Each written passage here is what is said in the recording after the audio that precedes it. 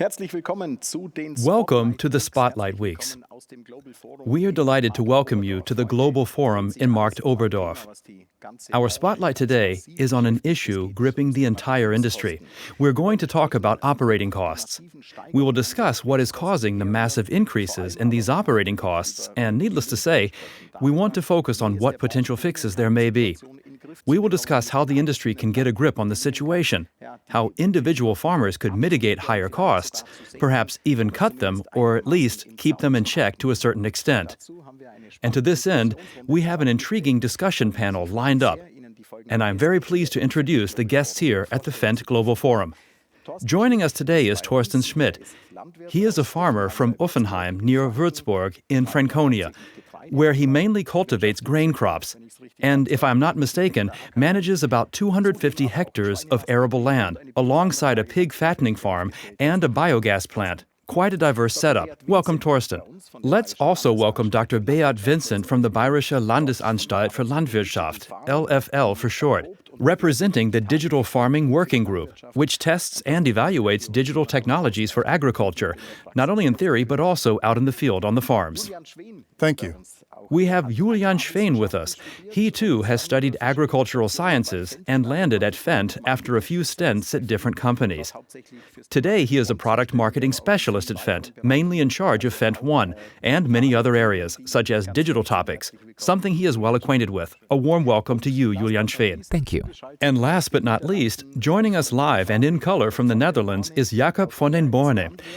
He is also a farmer and is primarily active in potato farming with over 140 potato fields and around 500 hectares, if I read correctly. Welcome to the show, Jakob. Thank you. We will also be hearing from Jörg Migende later on in the show.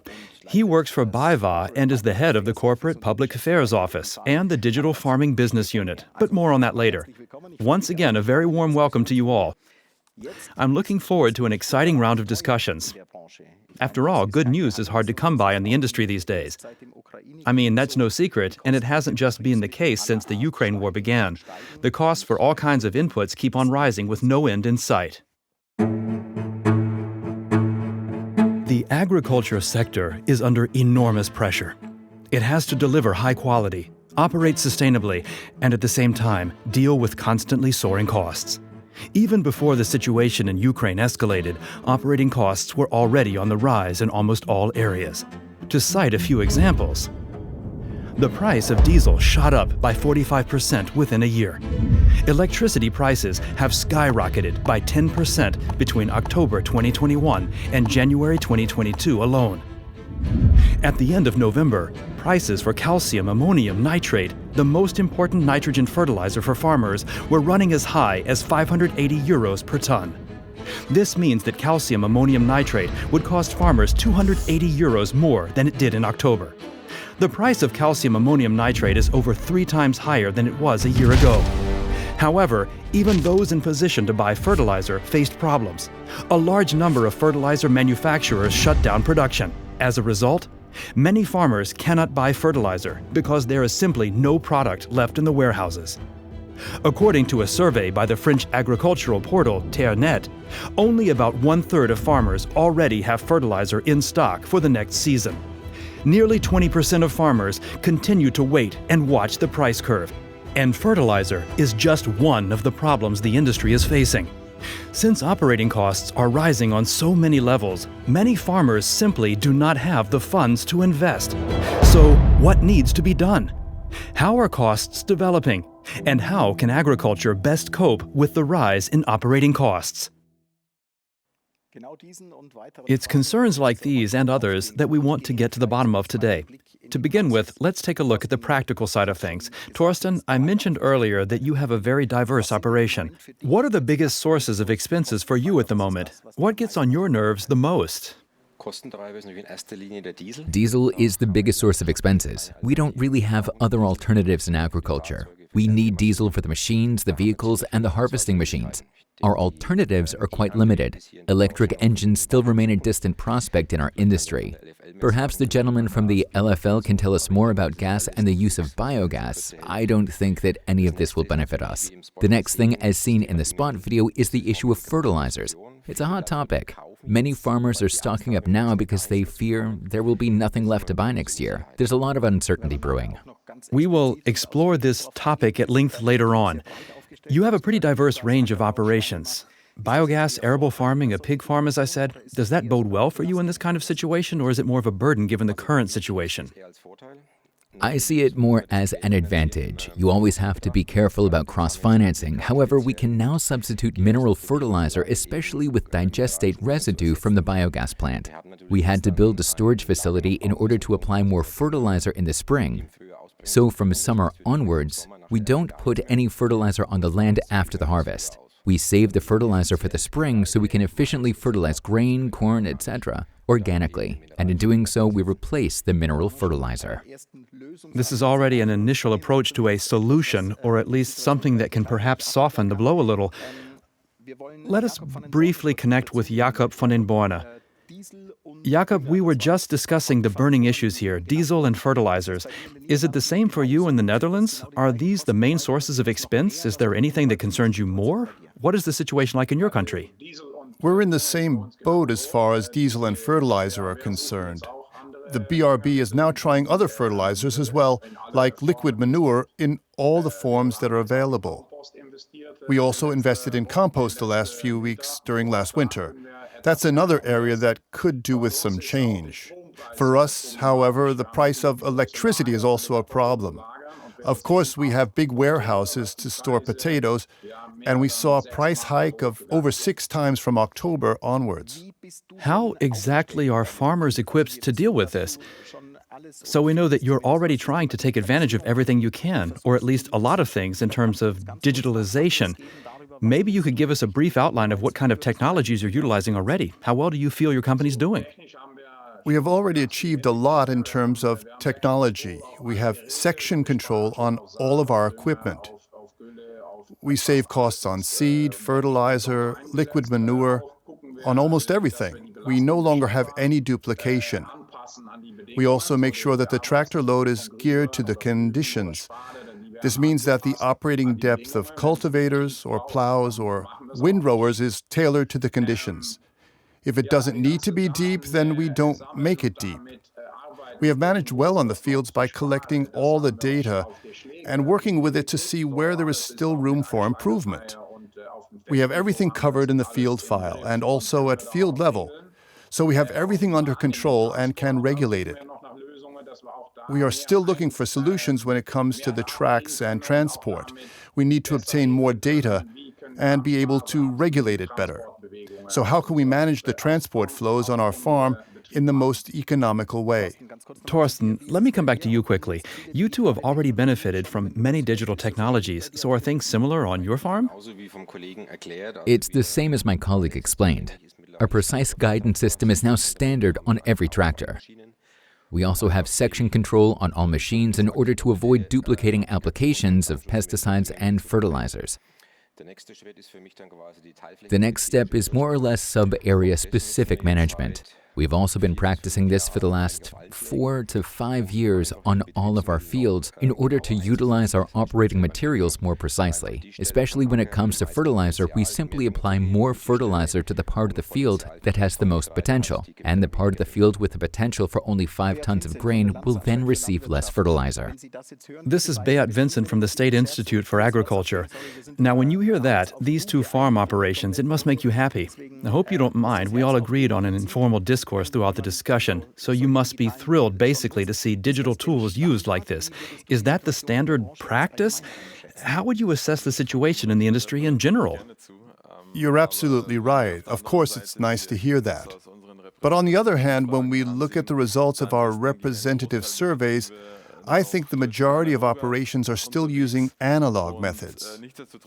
Nevertheless, there really is a range of measures and methods in this area that can be used to respond to the increases in operating costs that we are now seeing.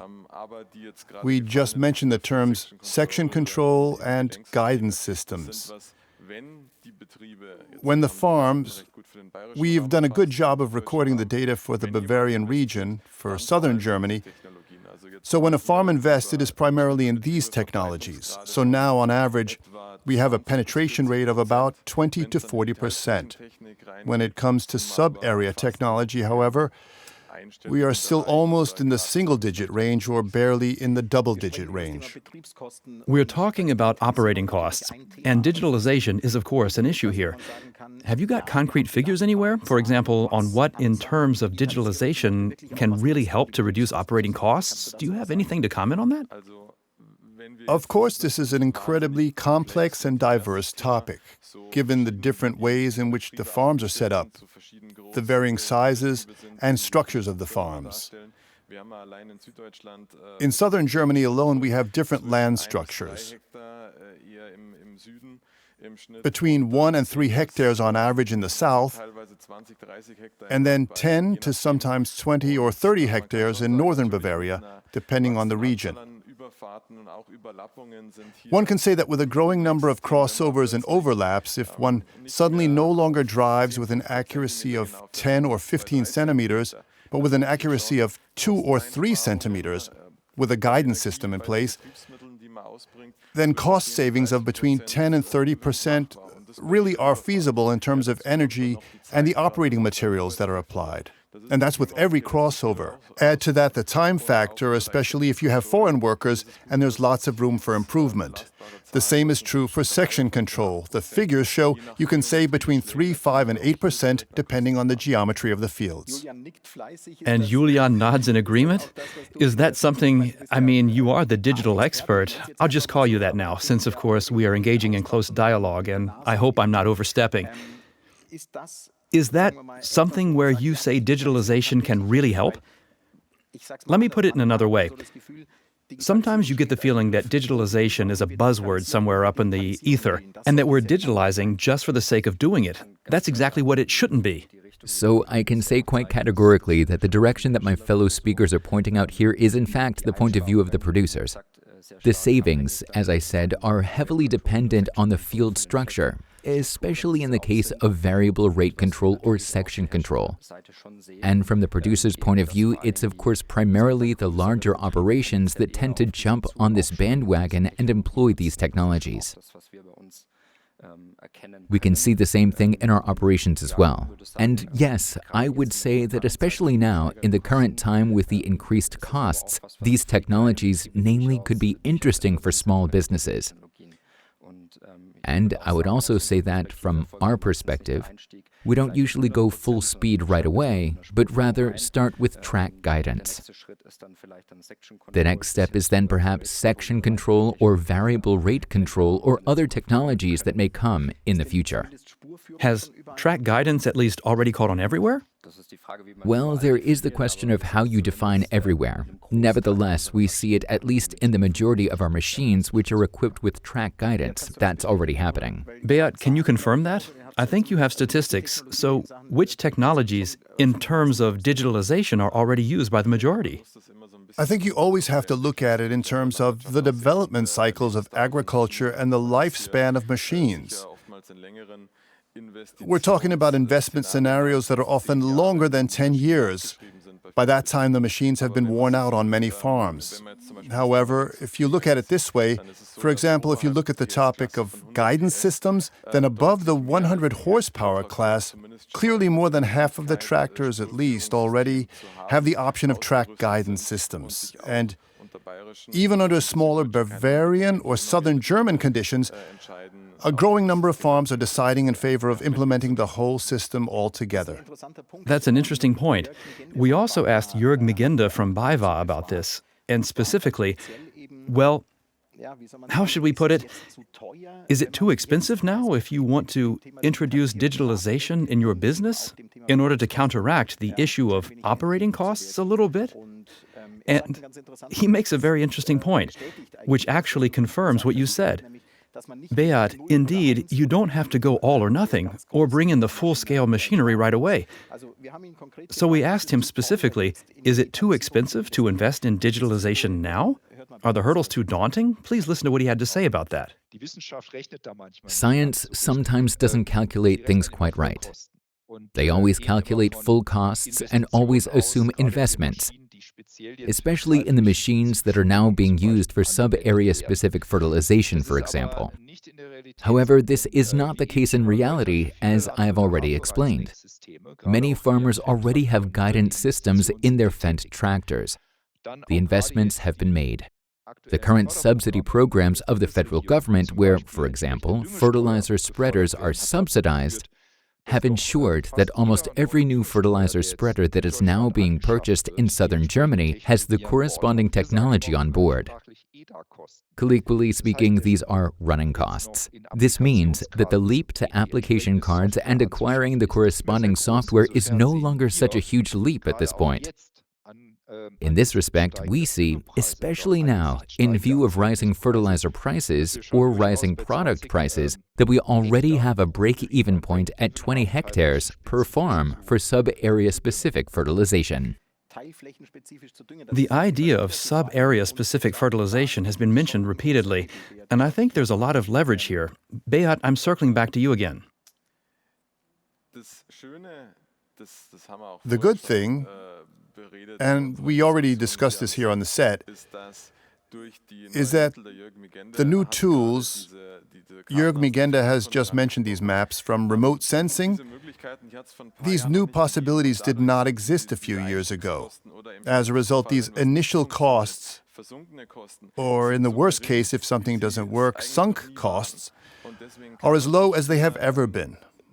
That's why it's perfectly possible to make investments in technology without running the risk of making a big mistake. We always emphasize this in our discussions, just as we see it in action out in the field, that the map is a rough adjustment. If you really want to be precise, ultimately, the sensor needs to be calibrated. And then not only with fertilizers, but also with pesticides, especially when it comes to valuable crops. For example, we're back to potato cultivation. You can suddenly achieve savings in operating materials or even additional yields in terms of quality, which can certainly be in the 3-digit range per hectare. Let's come back to the potato farmer now. Of course, he already uses all of this, as we heard earlier. Jakob, do you have any figures on how much you've been able to save or can save in the different ways that you cultivate? Yes, there are other ways. Our fields are also very small. We have an average of 3 hectares of fields with an average of 6 corners. We save 13% in overlaps. And that is time, fuel, seed, fertilizer, spraying agent, in fact, almost everything. Then we also started variable application of fertilizer and spraying agent. We were able to reduce sprayer use by up to 60% with the herbicide. On average, we're talking about savings of 15 to 20%. And the same is true of fertilizers. If you use them effectively, that is, fertilize the fertile fields more,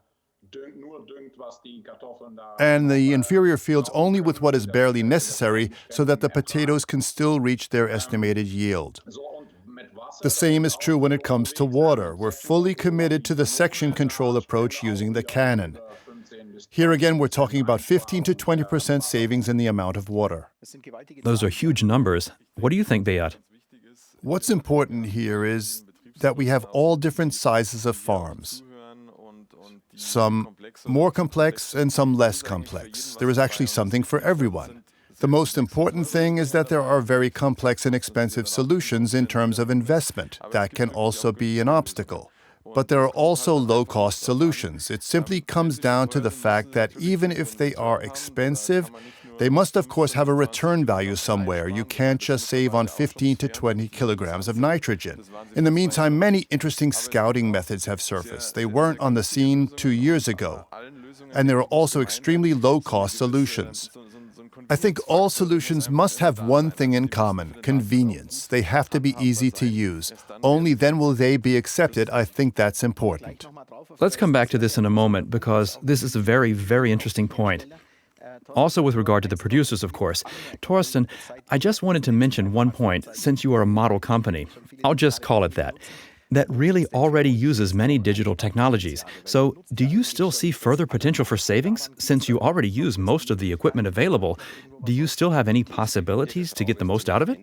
Yes, technology is always advancing. We still have some possibilities, but as I already said at our meeting on the farm, we have pretty much exhausted them all. If you were innovative and took a chance and got started early, then you have less options now. Right now, we are implementing all the things we mentioned. Now it's a matter of nuances from my point of view.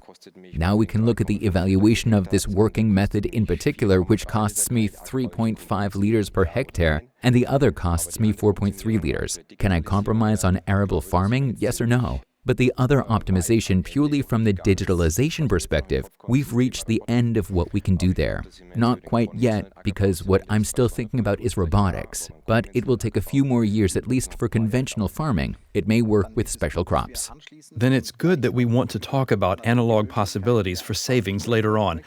However, I would like to stay for a moment with this topic that we have just touched on. Because, Beat, you just mentioned that these systems must be simple, which of course also makes them easier for the producers to use. Here too, I would like to call on Jörg Migende once more. I said earlier that he needs the Corporate Public Affairs Office and the Digital Farming Business Unit at BayWa, and he was on the line with us. We were able to record some sound bites with him, and we asked him precisely this question. In his experience, what is currently preventing farmers in general from investing more? That is, investing in digital technologies in particular. And he mentioned 2 points, which I found very interesting. Please listen here. Point 1. A large percentage of farmers are telling us at the moment that we think it's good, but we have too much on our minds. Ultimately, we need reliable framework conditions for our farms. We are more concerned about how to basically set up our farms. What do I do with animal husbandry? Should I invest in an animal welfare barn? Should I switch to organic farming? How does society see these issues? How reliable are the political commitments? I'm not bashing politics, I'm telling you what the situation is. If someone is preoccupied with other issues, then they aren't going to be engaging with such positive technologies. That is one point. The second point is the ease of use, as we call it in Upper Bavaria. Only very few farmers want or have the time to look closely into the technology. They just need the technology to work right. I should be able to sit on my tractor, press a button, and then the tractor fertilizer spreader combination should fertilize the sub-area in question. Yes, and with a high degree of reliability. That would be the ideal. Julian, is the technology still too complicated? That's a very good question. I would say that if you look at the processes on the whole, they involve very complex handling. That is, of course, the ultimate goal, to make these complex processes as simple as possible for the farmer to operate. However, I would also say from my personal experience that there is definitely still potential there. I believe that we are already moving in the right direction with our Fendt 1 system, with the corresponding display interface and operation in the terminal. We have simplified the levels here so that track guidance and ISOBOS applications can be viewed simultaneously. The catchword of automation will certainly play a greater role in the coming months and years so as to simplify the workload and processes. We want to relieve the operator of the processes that can be automated so that he can really concentrate fully on his work. But yes, there is certainly still some homework to be done. As I said earlier, you always have your ear to the ground and to the needs of the customer. I know it's a very difficult question. However, when one says, we already mentioned it several times earlier, if I'm not using any digital technology yet, or very little, I don't always need a comprehensive solution right away. It's not just all or nothing. Are there any simpler means or ways in which you would recommend tackling the issue of digitalization? What would then be the first steps? How would I have to invest? What do I have to do? For me, the first step would certainly be a guidance system on the machine. That would be the first step towards automation. By simply creating my field data, my field boundaries, my track lines accordingly, I can move the machine semi-automatically and autonomously in the field. For me, that would be the initial step into the technology. And that's also the basis for many other technologies that we have already mentioned in this discussion, section control, variable rate control, which then build on the guidance system. We have been focusing mainly on arable farming. Beat, what is happening in grassland, in livestock farming, in livestock breeding? Are the same issues troubling the farmers there, or are there other concerns?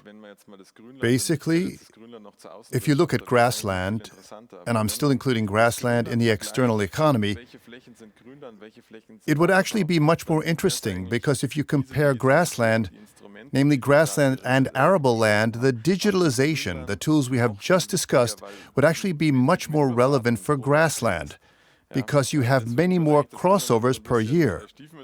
That's why grassland is always a bit neglected, I must say. Of course, it also depends a bit on the quality of the land, but that is a different issue. And in the barns, when we talk about digitalization in agriculture, as we also notice in our surveys among both farmers and consumers, the topic of digitalization, robotics, and automation still has a relatively positive connotation. In the barn, the whole thing is a bit more difficult, because there have been a growing number of developments in recent decades that have pushed consumers and farmers away from each other. They no longer have any mutual understanding for certain ways of doing business. We now have a paradoxical situation. Technologies that lighten the farmer's workload, like a milking robot, are suddenly perceived by the consumer in a negative light. And if digitalization leads to such a dead end, which is actually good for animal welfare and overall farm management, but in the end is not accepted, at least by the consumers outside, then the communication has gone wrong at some point in the whole process. That's a real shame. And we have to be very careful in the future, because I think digitalization can still achieve lots in terms of animal welfare. Monitoring, for example, is really time-consuming. I would also like to say a few words about the topic addressed in the video. Digitalization will not be the cure-all for agriculture. The fundamental problems we're currently facing, digitalization is certainly a helper, a building block, but the things that farmers are concerned about, such as the fertilizer ordinance, the unknowns in animal husbandry, the livestock ordinance, everything that is still to come, animal welfare, digitalization can't solve these things for us. We shouldn't believe that this is the cure-all or that when we digitalize everything will be okay. It's a building block, a helping hand, but it's certainly not the ultimate solution or the only solution. So what will we need? We always talk about reliable planning, especially when it comes to animal husbandry. We often have the problem that farmers invest in a technology, in a barn design, and 3 years later they have to rebuild because it no longer meets animal welfare standards. Reliable policy, long-term framework policy, because you have depreciation periods of at least 10, 15, 20 years, especially in the livestock sector, and the current unpredictability is a huge problem. This is also true for machines. The machines are not resold after 2 years.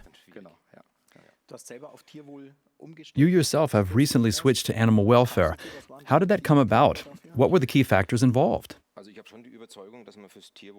I'm convinced that we have to do something for animal welfare, that the intensification of fattening above all has reached its limits. As a farmer, we must do something or change something. Also, with respect to the consumer who just wants sustainably produced meat from animals that have been treated with care. That was one approach, and the other approach was based on economic aspects. That was at a time when pig prices were very much under pressure until recently. It was an elegant way to reduce crops in stock and generate 5.28 euros more per pig fattened. Jakob, how is it in the Netherlands? Are these exclusively EU affairs, or are the political framework conditions in the Netherlands different? Are you in a better position, or are these the same issues that you are dealing with there? Here in Belgium, the standards are similar. In animal husbandry, you can expect something to change every 5 years or so. Many newer farms have already had to give up. But I think it's perhaps even more difficult here than in Germany. Okay, even more difficult than in Germany? If you're familiar with the red tape and so on in Germany, then I won't comment on it now. I don't want to get into trouble here. We have talked a lot about digital issues, about arable farming, about crop protection, and so on. The issue that is currently dominating in this context is, of course, the issue of fertilizer. The prices are going through the roof. We've seen it in the introductory video. What is the situation like for you in the field at the moment? Jakob, I'd like to start with you again. How's the issue of fertilizer for all of you, or for you specifically on the farm? Are you well supplied? Can you buy it? Can you get enough fertilizer? Are you already well set up for the next season? How does this work for you? We haven't bought fertilizer yet. We're now trying to switch everything over from mineral fertilizer to use liquid manure through to the crops in stock as well. A fortnight ago, we had a German contractor here with a Vredo, a huge boom system which is allowed in Belgium, but unfortunately not in Holland. So we're now trying to switch from mineral fertilizer to organic fertilizer and to run a lot of tests along the way.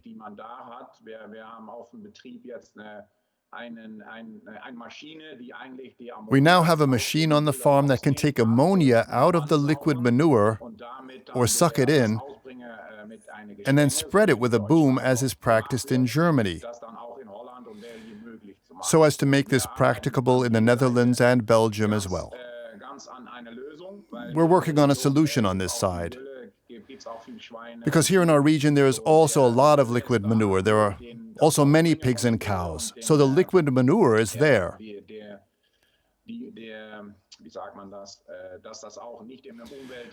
We're just working on spreading it and making sure that it doesn't pollute the air so it can be used correctly. We've also been working with technology like satellite data, sensor data, for 10 years. We see that we can use it to simply spread the fertilizer in the right place and based on the potential of the farm. So we're now exploring whether we can fertilize other crops like corn or grain and free up some area and then use it for potatoes. So can you also get higher prices for the potatoes, or are you bound by long-term contracts? We have long-term contracts for only about half of the produce. The other half is sold on the open market. But we also see the open market is really under pressure with potatoes because sales of fries, of course, also involve extra gas for preparation.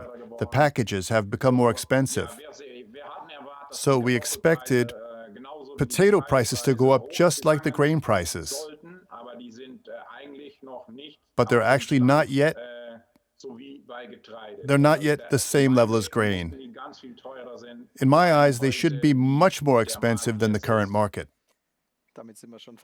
This brings us to the topic of food prices in general. Let's not get into that right now. Thorsten, as he just mentioned, it's not the same as with grain, where you might actually be able to get better prices. I'll pass on the question to you. Is that the case?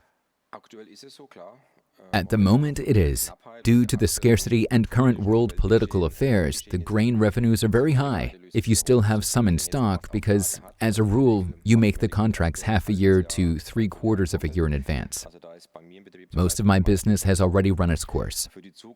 For the future, yes, my approach is somewhat two-pronged.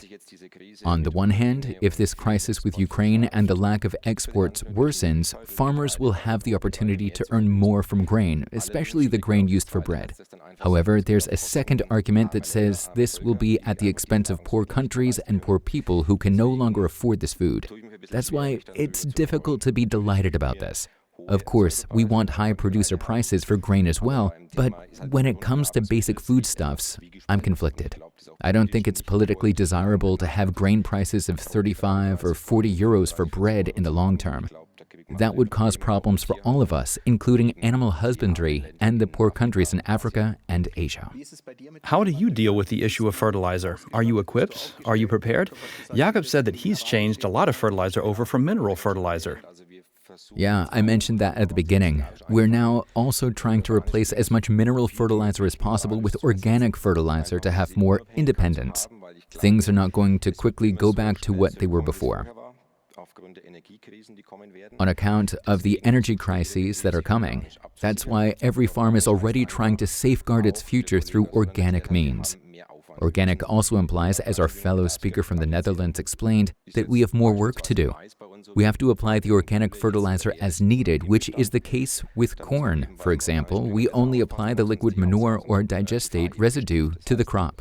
You have to be more careful with organic fertilizer because there is a risk of outgassing. Organic fertilizer has to be applied exactly where it's needed. That's the step that everyone is trying to take at the moment. In the short term, this is feasible for almost all farms. In Bavaria, the technology we need is actually available in the form of close-to-ground application technology such as a drag hose or drag shoe. That will work. The next step is to simply administer it to the crop as needed, especially for silage corn or sugar beet. That's what's new now. And the fertilizer you still need, do you have it? Have you already bought it? Yes, for this year. I'm fully stocked for this year. I don't have anything for the new year yet, so nothing mineral. That's another question, Beat. Should we invest now? Should we buy fertilizer, or should we wait and watch? That's a really difficult question at the moment. I don't think I can answer it very well. I think I would actually wait at the moment. Because it's so expensive now that you can always do the buying later.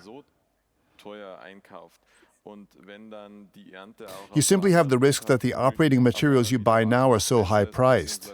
If the harvest in the other hemisphere is suddenly better, as expected, or in North America, there will be a certain leveling out and the grain price will be 10 euros lower again. Then you quickly have problems with economic viability, especially if you buy large quantities in advance.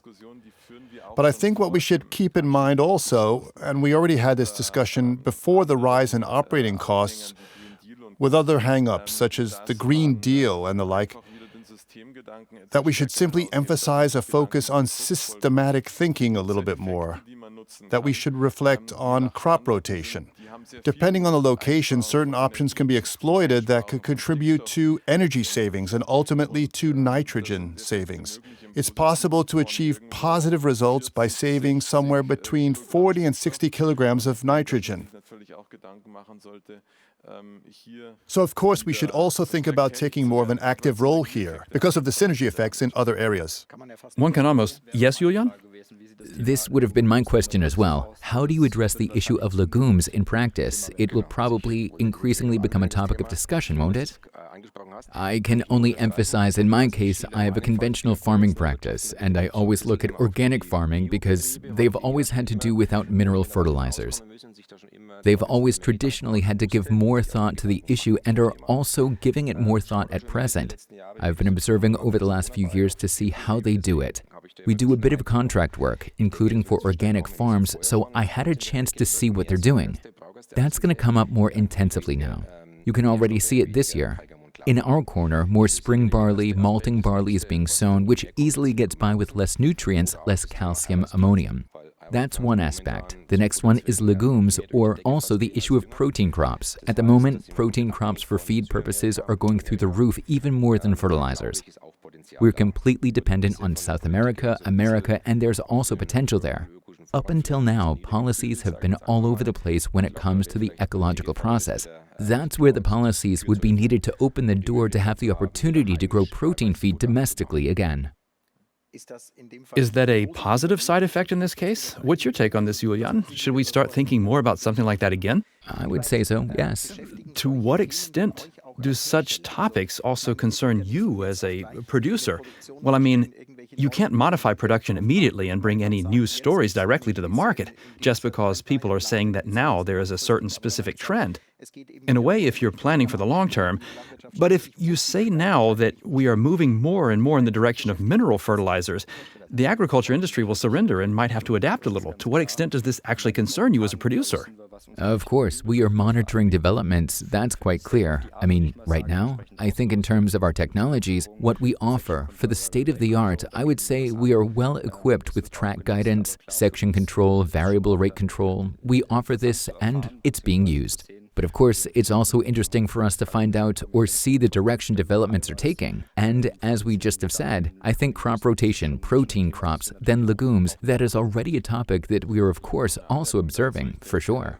Maybe one more comment on this. I think Fendt has also actually been dealing with the issue of saving energy for a very long time. It goes back to the central tire inflation system, regulation, and more. Actually, we're dealing with a very analog area here. But if you take a closer look at the topic, which is not new, it has been with us for decades, the right ballasting, the right tire pressures, the right concepts, then you quickly see that with diesel, savings of 10, 20, or 30% are also possible. That, of course, is already leverage, especially for very large farms. When you look at what's driving around out there, you see there's still room for improvement. Exactly. You can really take action here. That doesn't just account for 1, 3, or 4%. The leverage is not as small as you might think. Topics that you can tackle right away. That's not something where you need a run-up of half a year. You don't need to purchase new technology for. The positive side effects mentioned. I think that for decades, due to the cheap resources, people have not paid much attention to many things such as the soil. One could always help oneself. Then there was a machine that solved this issue, which simply loosened the soil again more deeply after you had solidified it. But we must now think more and more about the fundamentals of agriculture. Mineral fertilizers. The main cost factor when it comes to mineral fertilizer, it should be said, is natural gas, or at least one of the main cost factors in the production of mineral fertilizer. And partially because of this, of course, we also asked Mr. Migende again, because he ought to know from BayWa, when will purchases be made? What about its warehouses? But we also asked specifically, what does he recommend? What's the best way to buy fertilizer now? Should we wait and see? I asked the question earlier, and the response was that it was very difficult to say now because we don't know how the price will develop, but Jörg Migende has a relatively clear answer, at least from his point of view. But the core is actually the gas price, and here every farmer can now take action himself and think, does he believe that the gas price will fall in the next few months or not? We do not believe that the price of gas will decline. Because even if the war were to stop right now, even if the West were to reimpose all sanctions and all restrictions against, not really reservations, these are concrete cues and attitudes towards Russia. First of all, the national reserves will have to be filled. That's the declared political goal of the EU to store more gas again. In this respect, gas will actually remain scarce and therefore expensive in the coming months, and in any case until next season. And in this respect, no one in the industry is actually assuming at the moment that nitrogen fertilizers will become much cheaper. I mean, everyone would be happy if it turns out otherwise, because these are prices that have not been fun for the trade for quite some time now, because there are also very high risks associated with it. And there is also less and less availability for fertilizer. Yes, that's why the strategy that we, and not just us, but actually many are announcing now, is securing goods. So what needs to be obtained, also from a farmer's point of view, what needs to be purchased, and relying on dramatically falling gas prices and therefore dramatically falling fertilizer prices, relying on nitrogen fertilizer prices is rather difficult. But as I said, everyone must find their own strategy. We also strongly advise not being picky about the type of nitrogen fertilizer. This is very, very challenging for farmers because, of course, everyone has their own fertilization strategy, which is an important point, and of course, to pull out all the stops, including saving fertilizer. Well, there were a few things in there. One being that nobody would bet on falling natural gas prices at the moment. This means that prices will continue to remain high, but also things like economizing and not being picky. Thorsten, is that something you can do something with in practice when we're saying don't be picky, be sparing and so on? Yes, with not being picky, yes. When it comes to nitrogen, there are so many different formulation options. Urea, calcium, ammonium, alzon, the whole range of options. This year, more attention has been paid to the price per kilogram of pure nitrogen. In the past, we often just compared the products. But now, one really considers what does the kilo of nitrogen cost me in urea compared to calcium ammonium. So I don't think farmers are picky in this regard because most of the technology here is also compatible. The fertilizer spreader more or less doesn't care which fertilizer is in it. You just have to convert depending on the nutrient content. So I don't think farmers are going to be the ones causing problems in that area. Jakob, which strategy are you pursuing? Like we've already heard, we're trying to substitute a lot, but when it comes to shopping, do you go ahead and shop or do you wait? We're waiting. Because normally we don't use fertilizer in the summer. Today we mainly use it for barley and cereals.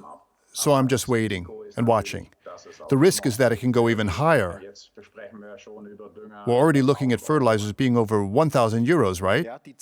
Yes, the figures from the clips have already gone higher in quotation marks. Beat, perhaps a somewhat polemical question, but are we fertilizing too much in general? If you ask the experienced organic farmer, he'll say yes, I'm sure of it. When we see what's possible with legumes,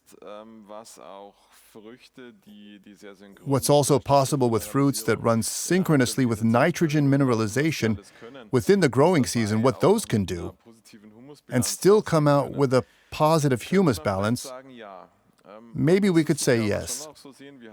But you certainly have to look at it another way. We have field crops like rapeseed or barley. They simply need nitrogen early on, which would already be there in the course of the season, certainly from the soil. But it is needed to form the harvest. That's why you need to fertilize them now. But I think, in terms of horticultural refinements, we're not yet at the end of the line. We can definitely do more. I don't want to downplay that at all, but perhaps these are also, we've already mentioned it briefly, a few positive side effects in quotation marks that people are thinking more about, something like this again. Julian, this certainly goes along with the topic. How should I put it? The computer work. So it's more and more documentation as well, more and more work behind it. Those are also hours of working, which we have now talked about relatively little in quotation marks, which are obviously also cost drivers. This is a topic that has also been a great concern to you in recent years. Exactly. This is a topic that is still on our minds, and we are still working on it. We believe that there is still potential in this area, such as in work scheduling or in post-processing when it comes to documentation, but above all, when it comes to reducing working hours, definitely. There is Fendt 1. Would be the key word at this point exactly, Fendt 1 offboard. As I said, we are working on it, and we also believe in the potential of this technology, or rather, as already mentioned, the time savings that are possible through this system, through linking office work, field work, and the simplest possible documentation to free up the farmer at this point.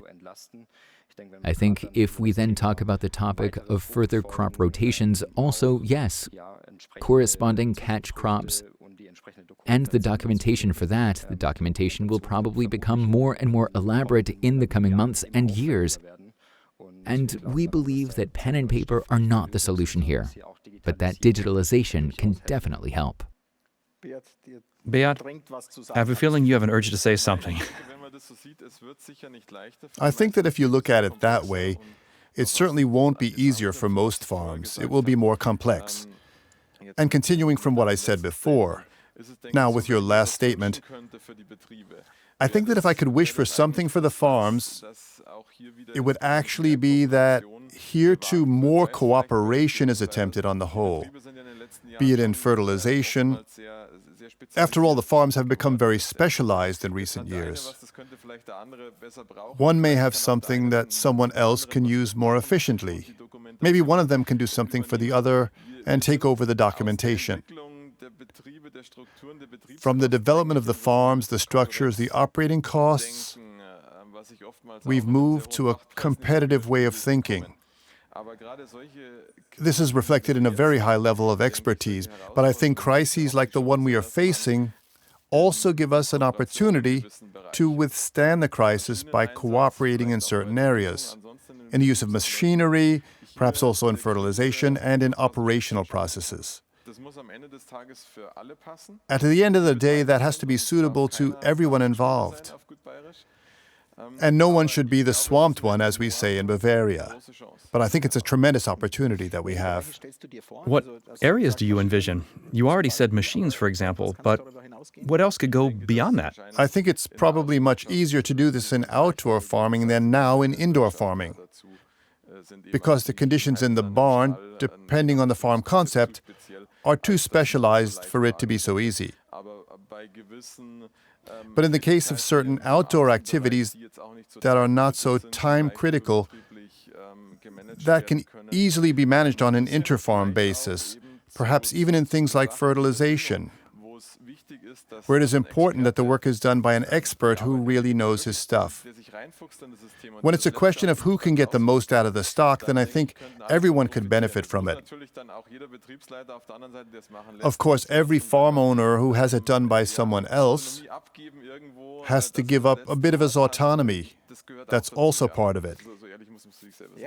Yeah, but it's an interesting approach because at the end of the day, I think we can digitize as much as we want. We can talk about fertilizers all we want. Quite banal things in quotation marks still play a role after all. Please don't misunderstand banal, but when do I fertilize? What's the weather like? And so on. But these are also influencing factors where I say, of course, this has a massive influence on the harvest. Thorsten, as he says, if you can perhaps get help there, entering into cooperations in quotation marks, does something like that make sense? I think the services definitely have potential, especially for newcomers to this technology. It's quite essential that they get help and are also willing, I don't know what an application map costs now, 5, 8 euros per hectare, to invest the money, so to speak, to have the map created by an expert and to gain experience with it, definitely. On the subject of saving operating costs through machine combinations, for example, I take a somewhat two-pronged view. This exists, of course. These communities are also very pronounced in our country, but there's always a limit somewhere, where just the event costs become very high at some point. Then there are examples with really superb technology, manure truck with what have you, whatever else can be added, but then it has to have an output of 40, 50,000 cubic meters a year because the conditions, the political framework are getting tighter and tighter and the output windows are getting shorter and shorter. And then also to use this technology efficiently, that is sometimes really over-exploitation again when it comes to soil, as I said earlier. I sometimes see that as a bit too tracked.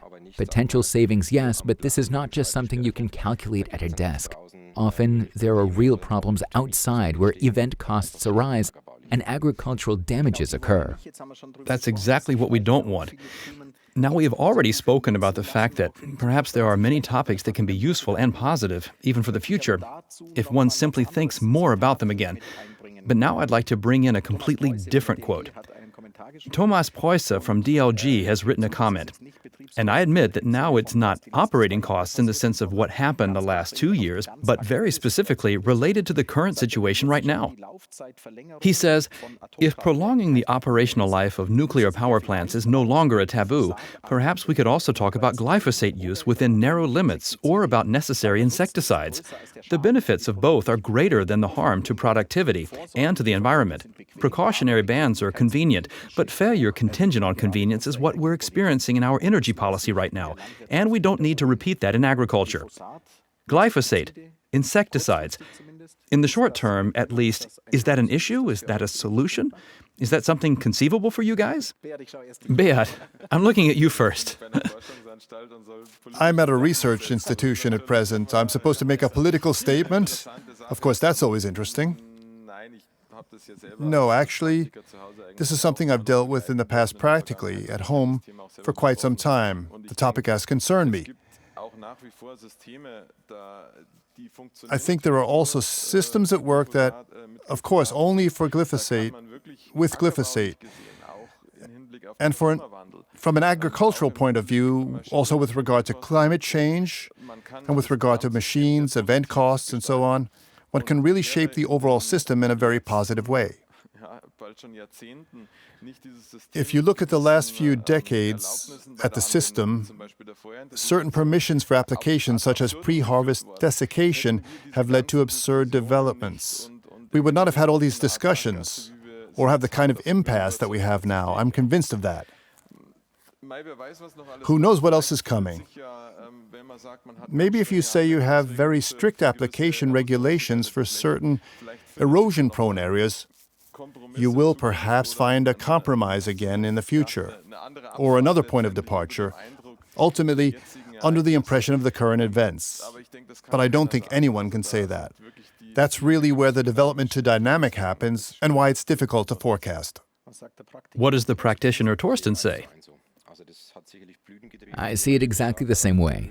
So that has certainly blossomed the issue of glyphosate, especially on larger arable farms. They've offset these from a business perspective. Mechanical tillage costs much more than cleaning the soil once a year with glyphosate. I would also wish on the subject of humus formation, the mulch seeding method is almost impossible without it. No-till farming isn't. Especially on erosion-prone areas, that would really be a viable way to go. Jakob, how do you see it? Just the same. I think we have the technology to be able to make real savings with those resources as well, with variable rate and herb detection and everything related to that. I believe that if we want to, we can make some real savings there, but the funds should not be taken away because we cannot do without them. Perhaps just a brief comment about this. In our research, we're also focusing strongly on automated mechanical weed control, driven by the topic of agricultural robotics. We're noticing, especially in our area where we're doing research, in the Bavarian tertiary hill country, where erosion is really an enormous issue. If you simply change this one factor in the system, you will very quickly reach the limit. If you hack at the slope, then you have enormously large negative effects there. The earth is not in the field again, but everywhere you don't want it. We're at the point where you would have to say, you can't change one factor ceteris paribus, but 3 or 4 factors all at once. That is possible. Some farms are very innovative. If you look at the Ceres Awards, farmers in recent years who have also been rewarded for this. They're changing the whole system. They're working with winter-hardy catch crops. An enormous amount is happening, and it is possible, but I think it also overwhelms many practitioners because it's not easy to change 3, 4, or 5 factors everywhere in the system. We have to be careful not to overburden the farms. We're still on the subject of operating costs and reducing operating costs. We've addressed many issues. We briefly touched on the subject of politics, at least. We spoke about fertilizer saving, fuel, and so on. We keep coming back to the same topics, of course, with regard to digitalization on the one hand, but also very analog options. Legumes, catch crops, and so on, we have addressed everything. And perhaps we should end with a look into the future, so to say, if you can do that at all, a look into the future. Also in terms of technology. Julian, where are your thoughts headed? For example, if we stay on the subject of seeding or something like that, do you go more in the direction of swarm farming, that is, with smaller units? Or is it more on the lines of automated? I mean, more automated driving or autonomous driving. Which direction do you think the future's moving in? Where are the possibilities? Well, I believe the technology development will be just as diverse as the agriculture itself. I believe when it comes to just the technology concerning drive technology, we will be using diesel engines for quite a while still, but there's definitely also one application or the other where the smaller autonomous units of swarm technology actually have a reason for being. I believe we will continue to see a greater and a greater focus in the direction of automation. I'm convinced of that.